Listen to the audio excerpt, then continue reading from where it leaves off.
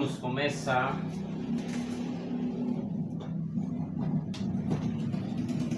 Aula 3, Geografia Geral.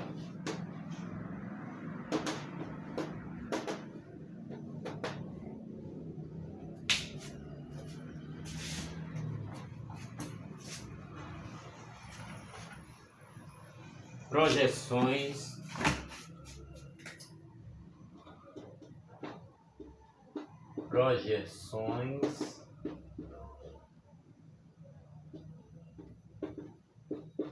cartográficas. Conteúdo de geografia. Primeiro, Mercator.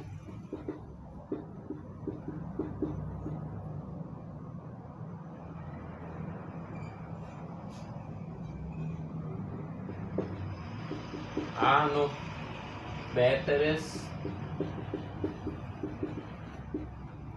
Petteres.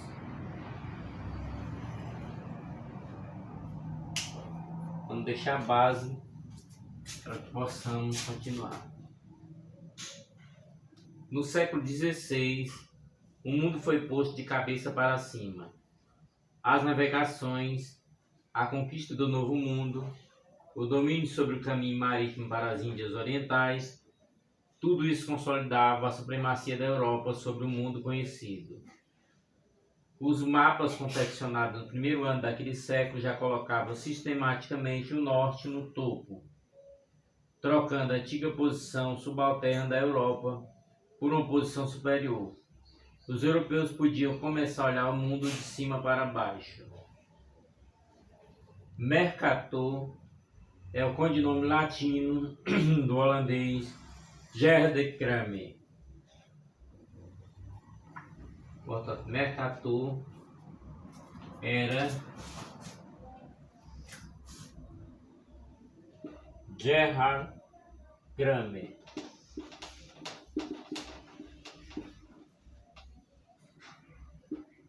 Portanto, Mercator viveu de 1512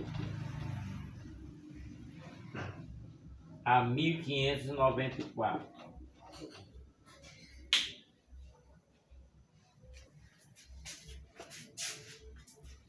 Formado na Universidade de Louvain, na Bélgica atual, desenvolveu a escola holandesa de cartografia, que começava a deixar para trás a escola italiana. Muito importante destacar que ele era holandês. Holandês, né?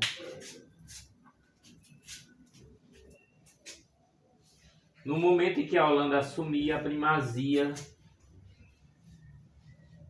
nos mares, o mais famoso de seu mapa ficou pronto em 1569 na cidade de Duisburg, na Renânia.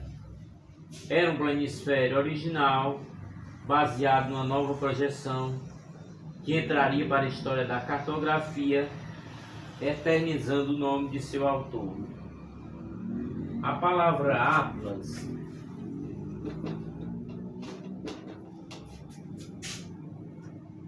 foi usada pela primeira vez por Mercator, que adotou da mitologia grega para se referir a uma coleção de mapas, mas ele mesmo nunca publicou um atlas.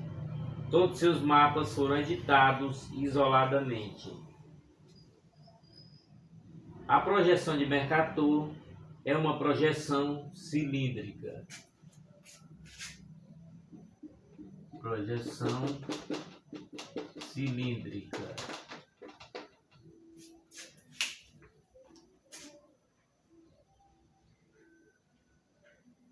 É como se uma tela fosse enrolada em volta do globo terrestre, formando um cilindro iluminado por uma fonte de luz localizada no centro do globo.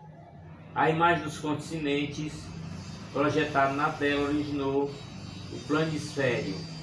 Essa projeção apresenta a imensa vantagem de conservar a forma das massas continentais. Daí o termo técnico projeção conforme. mas traz a desvantagem de deformar as áreas relativas dos continentes. Portanto, a projeção conforme outro detalhe, além do que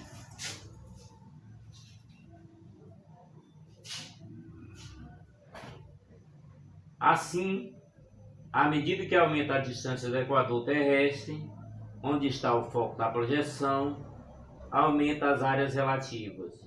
Como consequência, os continentes e países situados nas latitudes maiores são favorecidos, aparentando uma dimensão relativa maior do que o real. A Groenlândia parece ter uma área maior do que toda a América do Sul, quando na realidade a América do Sul estende-se por 17,823 milhões de quilômetros quadrados, enquanto a Groenlândia não ultrapassa 2,175 milhões de quilômetros quadrados. No planisfério de Mercator, as terras da pequena Europa ficam valorizadas, enquanto as terras africanas e sul-americanas têm sua dimensão subestimadas. Confecciona-se no momento em que a monarquia absoluta alastrava-se domínio colonial e mercantil sobre o planeta. Ele se refletia a convicção da superioridade da civilização europeia.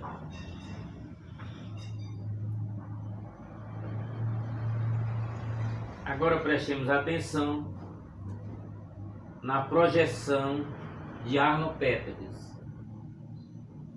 O século XX, especialmente após a Segunda Guerra Mundial, caracteriza-se pela crítica do colonialismo e também pelos movimentos de descolonização. Trata-se do período em que o eurocentrismo predomina durante 300 anos. Sofreu o impacto do aparecimento de dezenas de novos estados independentes na Ásia e na África. Paralelamente às questões da pobreza e da desigualdade entre as nações, foram adquirindo importância antes de desconhecida. Em 1955, países africanos e asiáticos recém-independentes reuniram-se na Conferência de Bandung, que fica na Indonésia.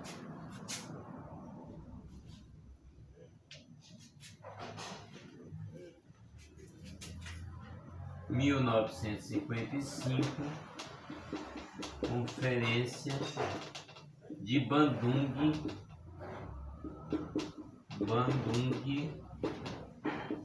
na Indonésia.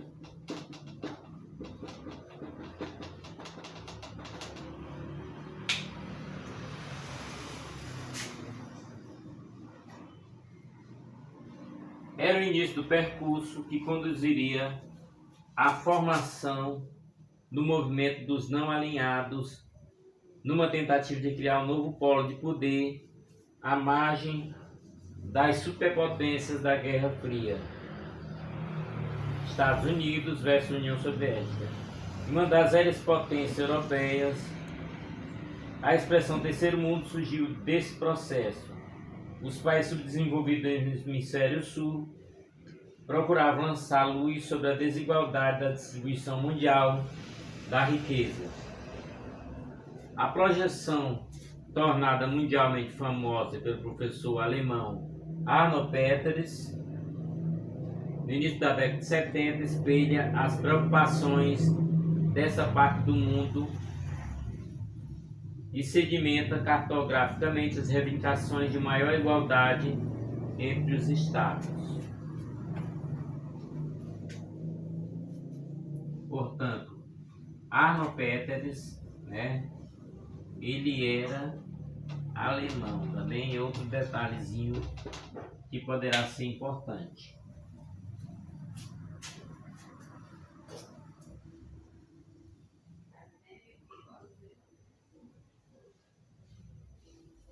Entretanto, estranhamente, não foi Peters quem criou a projeção e ficaria conhecido como projeção de Peters. O professor apenas divulgou a criação original do clérigo escocês James Gell. Portanto, James Gell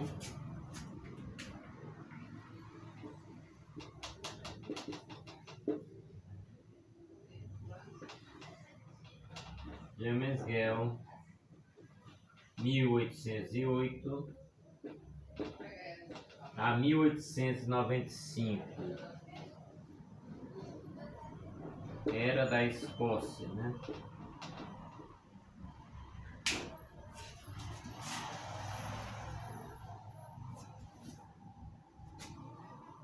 Sob o nome de projeção cilíndrica, de área igual a de Gell, tirando do esquecimento, reivindicando para si a autoria. A de Petris não é projeção conforme, e sim uma projeção cilíndrica equivalente. Isso significa que as áreas do continente e país aparecem em escala igual, conservando a proporcionalidade de suas dimensões relativas. Em compensação, as formas são distorcidas, gerando o alongamento dos continentes, fato bem perceptível na silhueta da África ou da América do Sul.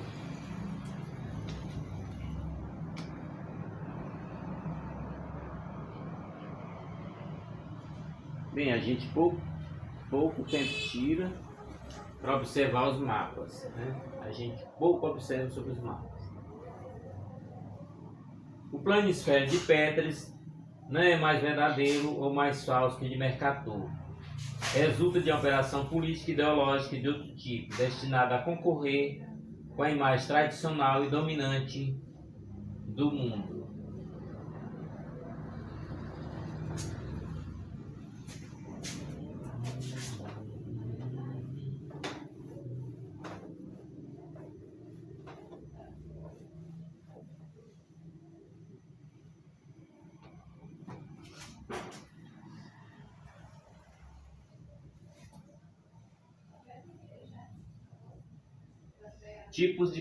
Tipos de projeção.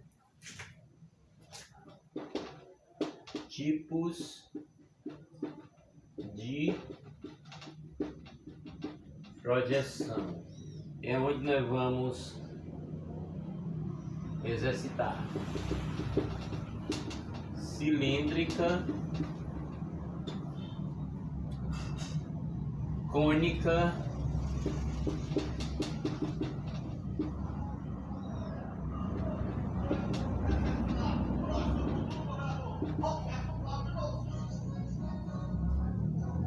cilíndrica 1, cônica 2,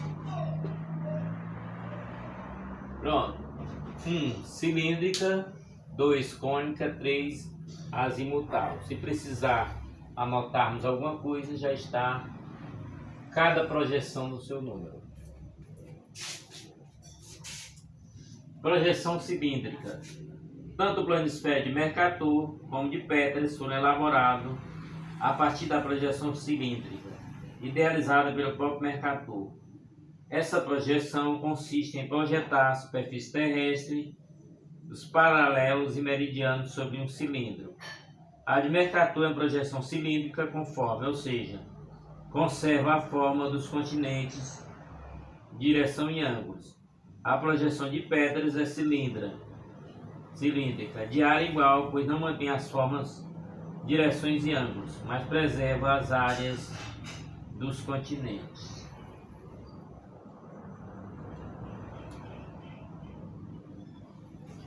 Projeção cônica. A superfície terrestre é representada sobre um cone imaginário, que está em contato com a esfera em determinado paralelo. Por essa projeção, obtemos mapas com meridianos que formam uma rede de linhas retas, convergentes nos polos e paralelos, que constitui círculos concêntricos a partir do polo. Na projeção cônica, as deformações são pequenas, próximo ao paralelo de contato, mas tendem a aumentar à medida que as ondas representadas se distanciam desse paralelo. Esse tipo de projeção é muito utilizado para representar parte da superfície terrestre como um trecho de um continente. Outra projeção cônica, né? Projeção cônica. A projeção azimutal. Na projeção azimutal, a superfície terrestre é representada sobre um plano tangente a um ponto qualquer da esfera.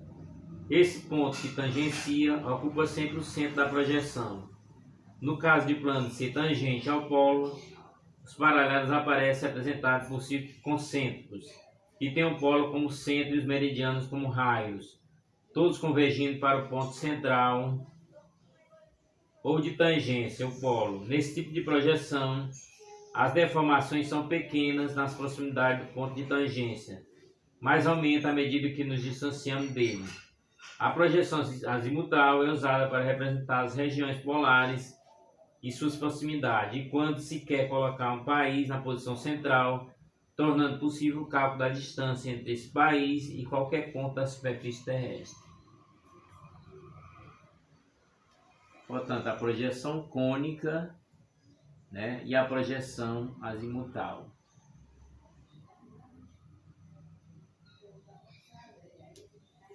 Uma pequena base do estudo das projeções, que poderá eventualmente cair em alguma prova.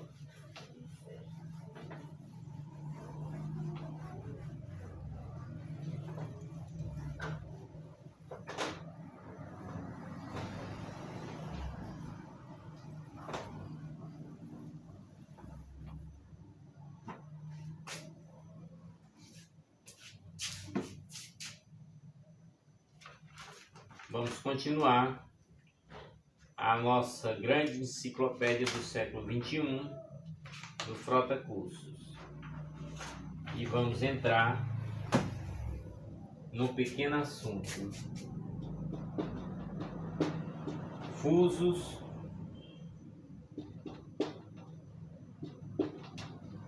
horários. Os horários que precisar, nós faremos anotações.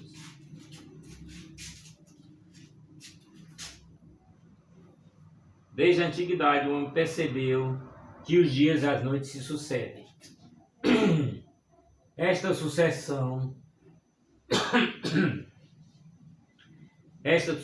ocorre devido ao movimento de rotação da Terra. Em consequência, as horas não são iguais nas diversas regiões da Terra. Até 1884 existia uma certa confusão quanto à marcação das horas. Foi quando se estabeleceu um sistema de tempo padrão, aplicando-se a noção do fuso horário. Portanto, vamos colocar 1884, quando se estabelece os padrões. Compreende qualquer área de faixa teoricamente limitada por 2 meridianos. Aqui conserva a mesma hora referida ao meridiano de origem. Cada fuso tem geralmente 15 graus de longitude.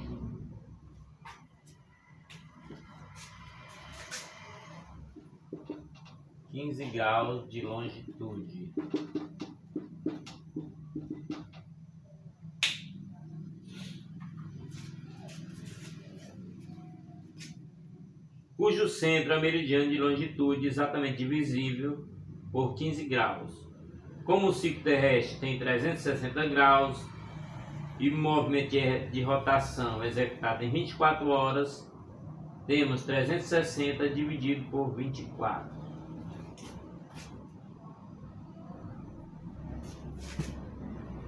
360 graus dividido por 24, que vai ser igual a 15.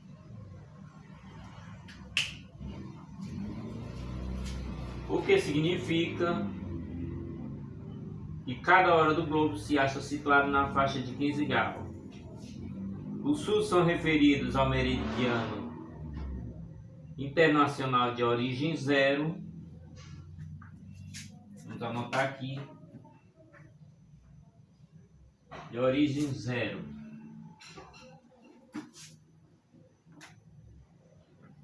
Zero grau. Green.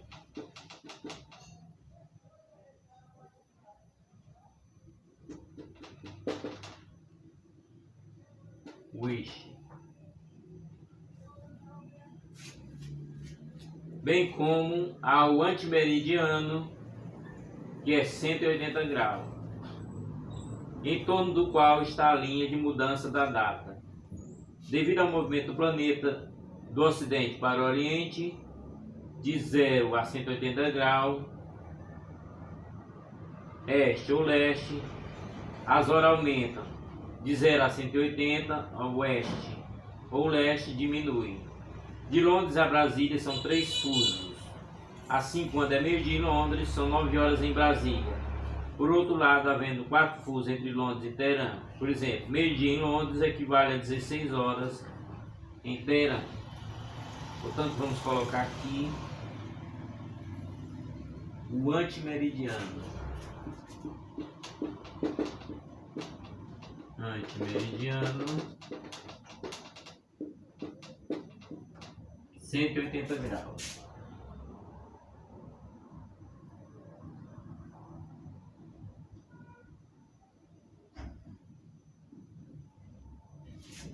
Doze horas em Londres, 12 horas em Londres,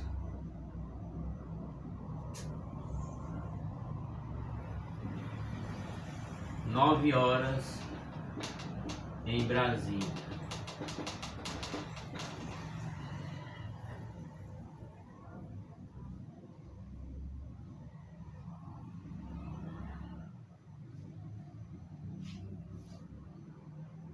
Lembrando que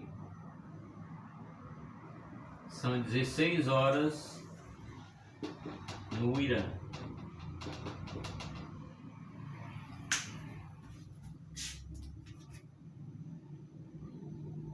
O sistema de fuso horário foi estabelecido pelo decreto. Vamos anotar aqui esse decreto, muito importante termos anotado.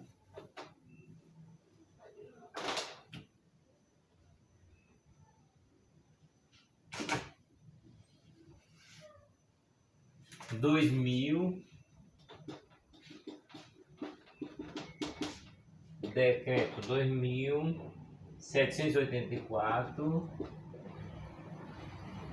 18 de junho de 1913.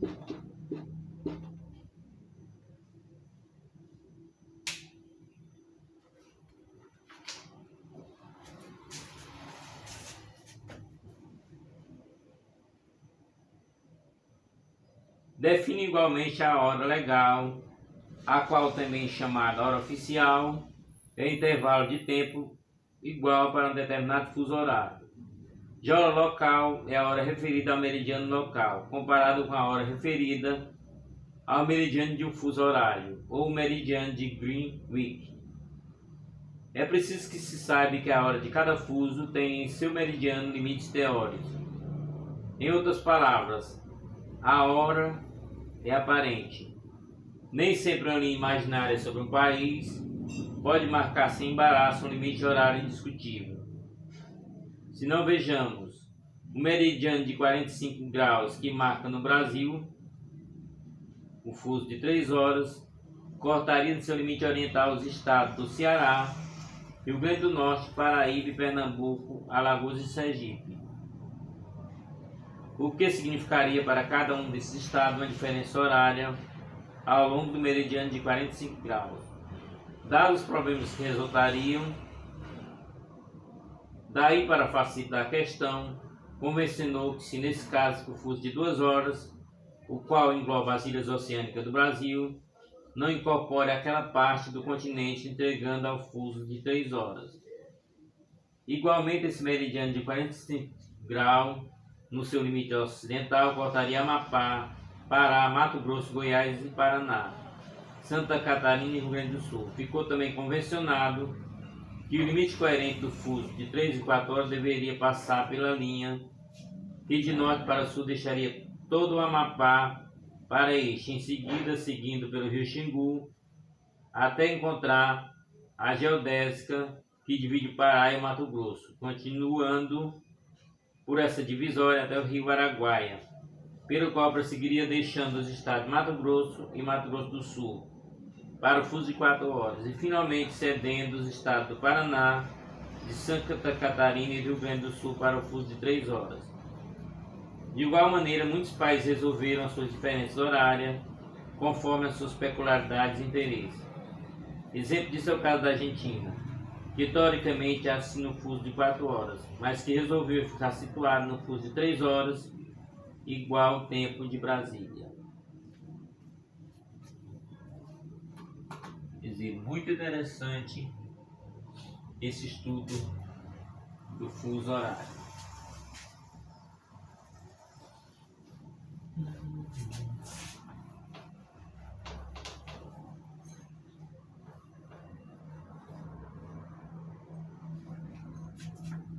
Meio-dia.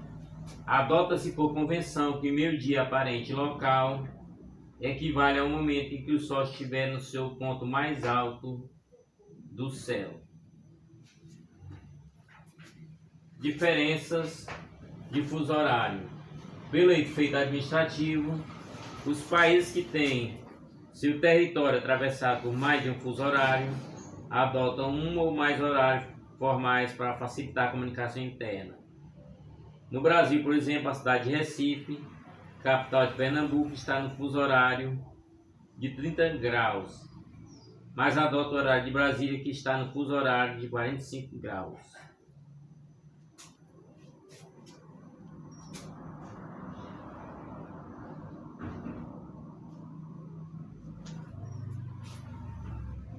Linha Internacional da Data. Linha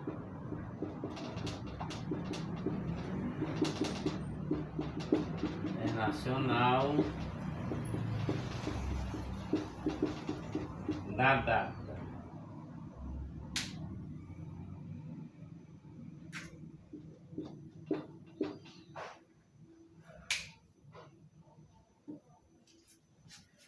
O meridiano de 180 graus é chamado linha internacional de data. É por convenção internacional o meridiano que determina a mudança de data. Seja qual for a data a oeste da linha, a leste está no dia anterior. Como a Terra gira de oeste para leste, quando é meio-dia de uma segunda-feira a leste da linha, é meio-dia de terça-feira a oeste. A Terra, para todos os efeitos geográficos, é considerada esférica, possuindo, portanto, 360 graus. O movimento de rotação se completa a cada 24 horas de oeste para leste. De oeste para leste. Portanto, seja assim para não se confundir. Todos os lugares situados a leste de um determinado ponto veem um sol nascer mais cedo. A cada 15 graus que percorrendo na direção leste, aumenta-se 1 hora. Portanto, a cada 15 graus, né,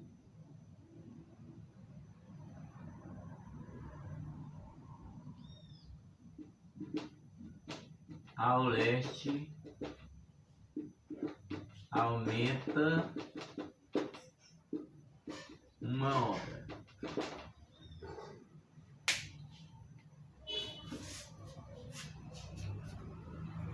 Todos os lugares situados a oeste veem o sol nascer mais tarde. A cada 15 graus que deslocamos para o oeste, diminui-se 1 hora.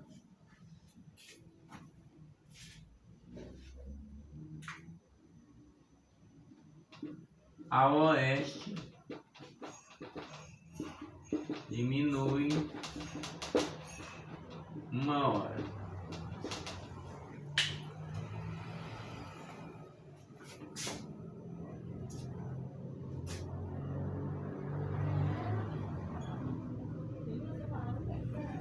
A Terra está dividida em 24 fusos horários.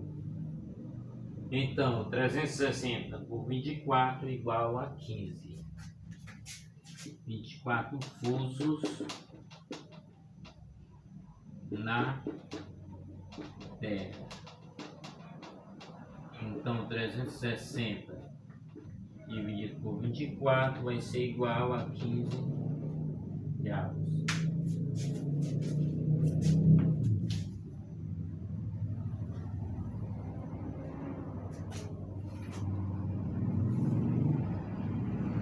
Muito bem, agora vamos entrar os horários do Brasil. Os horários do Brasil.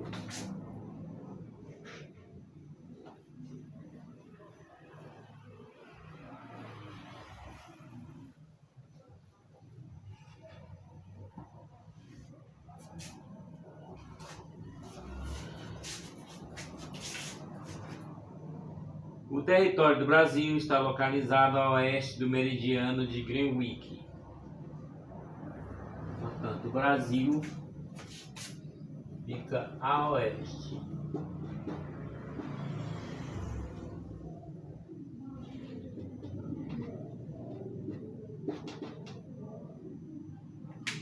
A oeste fica o Brasil.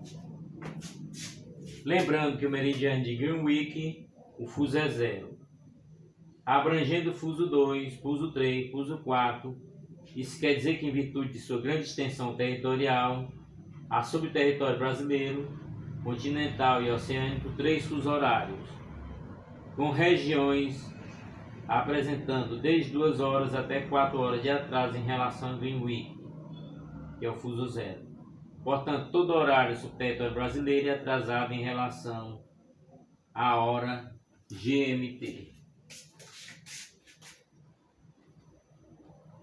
GMT.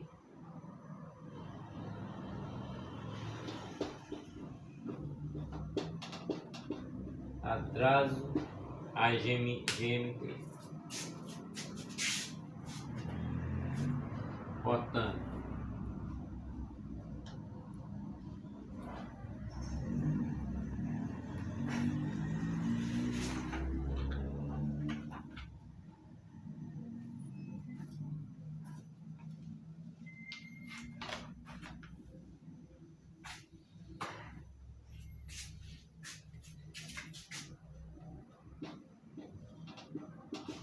horários de verão.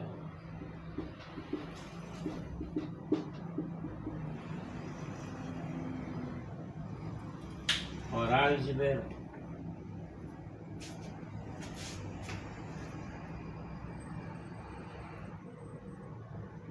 A ideia de aproveitar ao máximo a luz solar como medida de economia durante o dia longo foi proposta há mais de 2 séculos, em 1784, por Benjamin Franklin, em artigo publicado no Jornal de Paris. Portanto,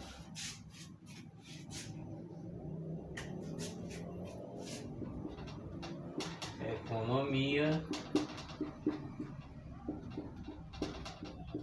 de energia. 1784,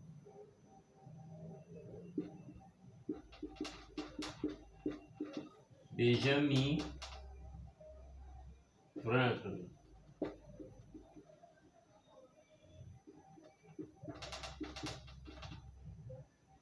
Nos Estados Unidos.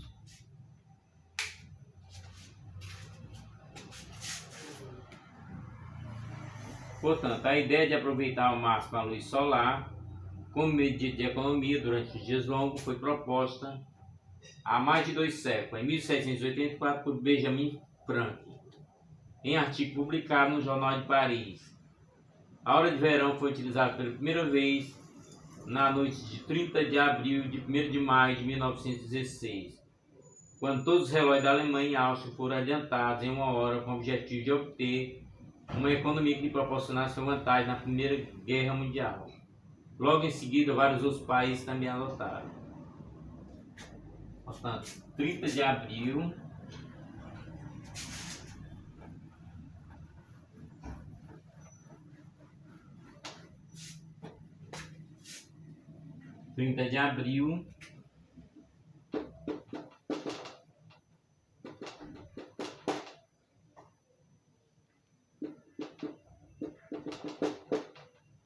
1º de maio de 1916.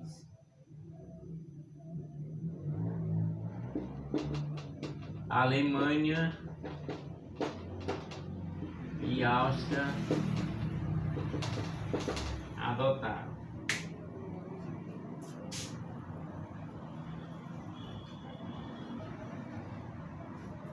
Horário de verão no Brasil, né? No Brasil,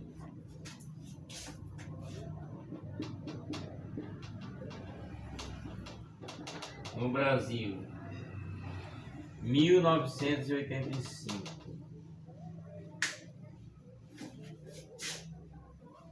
Desde 1985, quando foi instituído no Brasil o horário de verão, virou prática comum adiantar os relógios em 1 hora no mês de outubro. Alguns reclamam, outros comemoram, mas o fato é que o horário de verão tem uma boa razão para existir.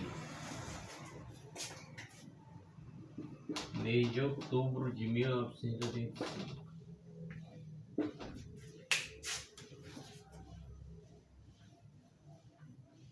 Ele realmente reduz o consumo de energia elétrica. Mas fica a pergunta, por que essa economia só pode ser feita na estação mais quente do ano? Há uma explicação.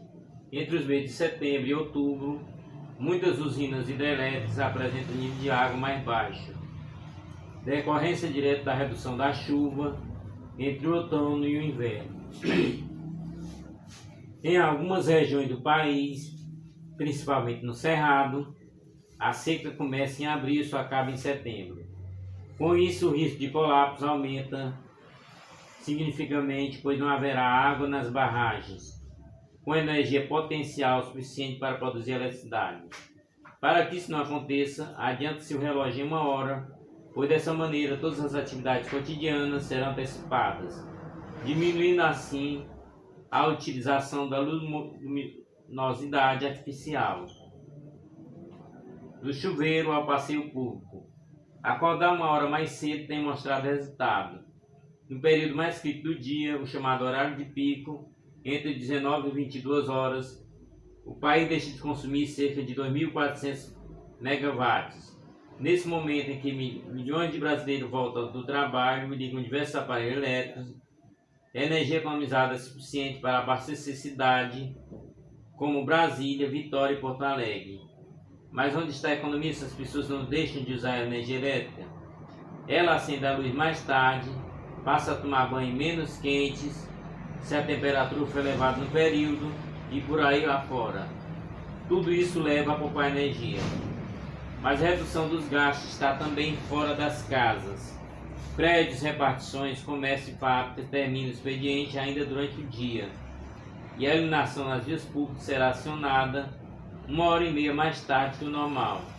Se tudo acontecer como planejado, a mudança de horário permite a redução de 4 a 5% no consumo de energia.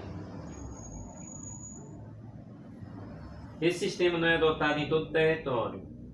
Em área próxima à linha do Equador, onde o período de luminosidade é praticamente constante ao longo do ano, a implantação do horário de verão não proporciona uma significativa economia de energia. Por isso, grande parte da região norte não mexe no relógio.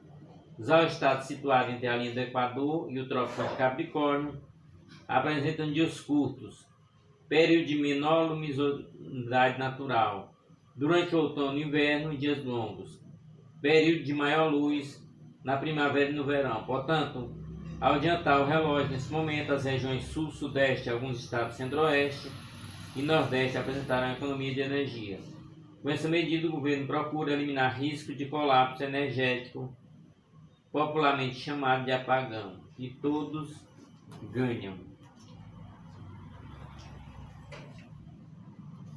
Essa é uma medida que durante anos foi adotada e não é adotada nesse governo.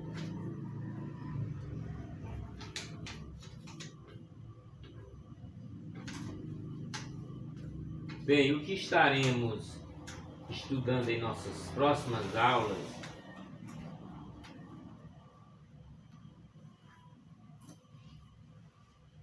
será sobre a estrutura geológica.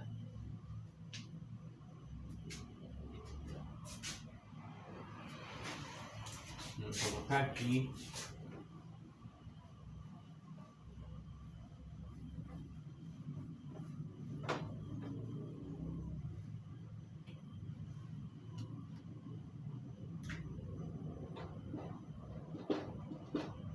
Geologia.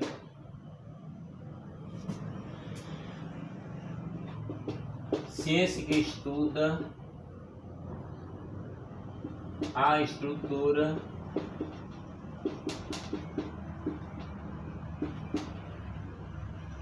da crosta terrestre.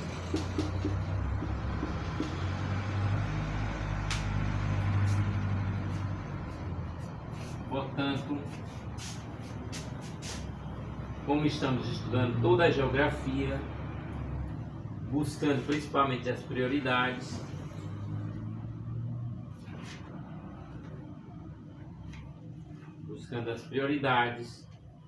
é muito conteúdo de geografia, mas estamos buscando as prioridades para que a gente possa oferecer o melhor conteúdo para o estudo. Ciência que estuda a estrutura da crosta terrestre, seu modelado externo e as diferentes fases da história física da Terra. A geologia é uma ciência de campo muito vasto, necessitando de sólidos conhecimentos de química, física e botânica. Geologia significa geoterra, logo estudo. Podemos definir geologia como a ciência que estuda a Terra, em todos seus aspectos. Isso é, a constituição e estrutura do globo terrestre, as diferentes forças que agem sobre as rochas, modificando assim as formas do relevo e a composição química original de diversos elementos. A ocorrência e a evolução da vida através de diferentes etapas de histórica física da Terra.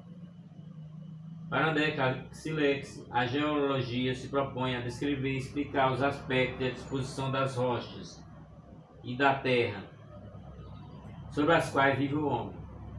Trabalha também com pesquisa de água, carvão e petróleo, prospecção e exploração de jazidas minerais, escolha de sítios e locais de barragens hidrelétricas e outros trabalhos da geologia. Portanto, que vamos estar estudando em nossa próxima aula estruturas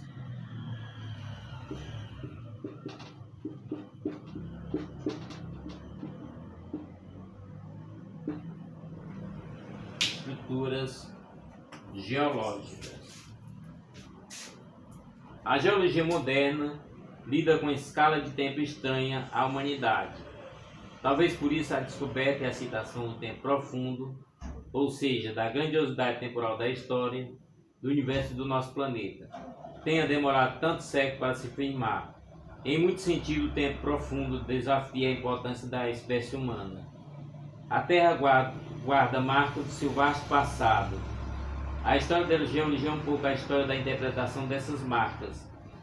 Os gregos da Antiguidade Clássica foram os primeiros intérpretes da história geológica da Terra. Heródoto, estudando a sedimentação do delta do Rio Nilo, concluíram que ele teria demorado vários milhares de anos para se formar. Mas ele imaginava que os fósseis encontrados no Mediterrâneo eram lentilhas estratificadas. Este é o alimento dos trabalhadores que construíram as pirâmides egípcias.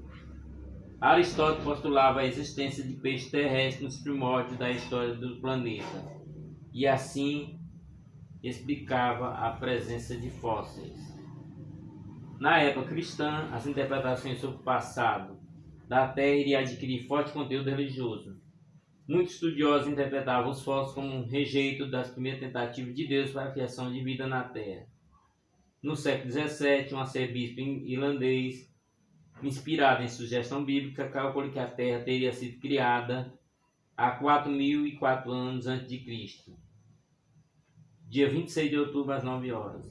A noção de grandiosidade do tempo geológico começou a se firmar nas últimas décadas do século XVIII, extrapolando a velocidade de processos geológicos atuais, formulando premissas mais ou menos arbitrárias sobre a formação do planeta. Estudiosos propuseram a idade entre 20 e 200 milhões de anos para a Terra. datação e classificação. As teorias contemporâneas sobre o tempo geológico surgiram no início do século XX, pouco depois da descoberta da radioatividade. O conhecimento do processo de desintegração radiativa dos elementos permitiu a datação científica da idade das rochas para o tempo geológico remoto. Usou-se como instrumento de desintegração de isótopos de urânio de número atômico 238 para os tempos recentes, os últimos 30 mil anos. Utiliza-se o isótopo de carbono de número atômico 14, que ocorre em todo o material de origem orgânica. Tais métodos geraram uma radical revisão das noções sobre a escala geológica do tempo. Atualmente, acredita-se que a Terra, assim como o Sistema Solar, tenha cerca de 4,6 bilhões de anos. Os registros postos analisados pelo método moderno de datação inspiram a classificação da história geológica do planeta, que é dividida em eras, períodos e épocas.